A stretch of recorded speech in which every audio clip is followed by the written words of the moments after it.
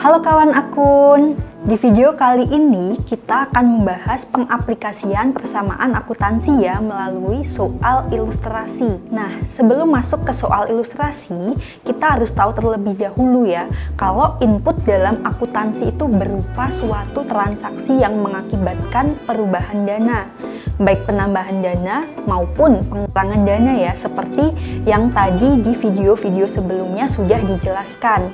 Jadi sesuai hukum dana, itu harus pemerolehan dananya dengan pengurangan dana itu harus seimbang. Nah, buat lebih jelasnya, yuk kita masuk ke soal ilustrasi. Nah, di sini aku punya dua soal ilustrasi ya, ilustrasi tentang persamaan dasar akuntansi dan juga persamaan ekstensian akuntansi. Nah, langsung saja nih masuk ke yang ilustrasi persamaan dasar akuntansi. Oke, untuk ilustrasi pertama ini, transaksi 1 menyebabkan elemen A dan L berubah sebesar 50.000, ceteris paribus atau faktor lainnya itu tetap. Nah, jika A-nya itu berkurang 50.000, maka L itu pasti berkurang 50.000 ya, sesuai hukum dana itu. Jadi secara matematika akan disajikan seperti ini. A-nya berkurang 50.000, L-nya berkurang 50.000. Jadi tetap seimbang ya. Oke, kita masuk nih ke ilustrasi lainnya tentang persamaan dasar akuntansi. Nah, transaksi 2 menyebabkan elemen A berubah sebesar 300.000, L-nya berubah sebesar 100.000, dan E berubah sebesar 200.000, ceteris paribus atau faktor lainnya tetap. Nah, jika A-nya bertambah 300, maka L-nya bertambah 100.000 dan E-nya juga pasti bertambah 200.000 sesuai hukum dana. Maka secara matematika dapat disajikan seperti ini.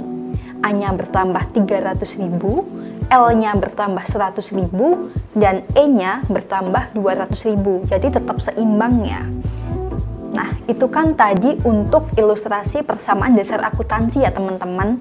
Sekarang nih kita lanjut ke persamaan ekstensian akuntansi. Di sini aku juga punya dua soal ilustrasi. Kita langsung saja masuk ke ilustrasi yang pertama. Diketahui transaksi 2 ini menyebabkan A dan B berubah sebesar 50.000. Oke, kita ingat kembali ya tentang persamaan ekstensian akuntansi itu ditulis sebagai A tambah B tambah PP sama dengan L ditambah E ditambah PH. Sehingga dari ilustrasi pertama tadi, jika B-nya bertambah 50.000, maka A-nya berkurang 50.000. Cara matematika itu bisa kita tulis. A-nya berkurang sebesar 50.000, B-nya bertambah sebesar 50.000. Jadi ini yang terpengaruh cuma di sisi kiri saja, tapi tetap seimbang ya teman-teman. Oke, sekarang kita lanjut ya ke contoh persamaan ekstensian akuntansi yang kedua ini.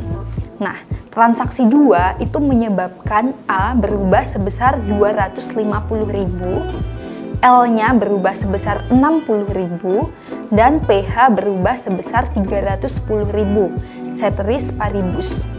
Oke, kita ingat lagi ya untuk persamaan ekstensian akuntansi. Jadi, jika PH-nya itu bertambah 310.000, maka A-nya itu bertambah 250.000 dan L-nya itu berkurang sebesar 60.000.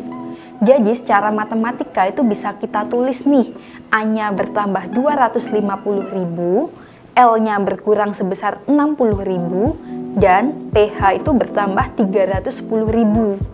Jadi sesuai hukum dana itu tetap seimbang ya antara sisi penggunaan dana dengan sisi pemerolehan dana. Oke teman-teman, itu tadi contoh yang sudah kita pelajari hari ini ya.